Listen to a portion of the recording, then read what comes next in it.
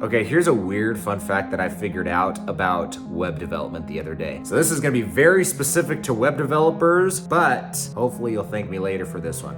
You guys have probably seen websites that kind of have the background videos going, like you go to the homepage and maybe they have like, so it's like a landscaping company, for example. They have some cool drone shots or whatever. It's just like a video background. Usually they have a little attribute that makes that video autoplay. But I ran into this issue where occasionally on my phone when I accessed it, the video would not autoplay. So it would look like some crappy website with a video that's frozen in the background. And I was trying to figure out what was going on. Well, it turns out if your iPhone is on power save mode, it disables autoplay for any videos on any websites you visit to save power. So that's what the problem turned out to be. If you're looking to fix the problem, what I usually end up just doing is putting a little bit of JavaScript in that says if the video is not autoplaying, just replace it with a static background image that looks really good, and then you get the video still that autoplays, but if it doesn't autoplay, it just does a normal background image. So that's how you solve that issue.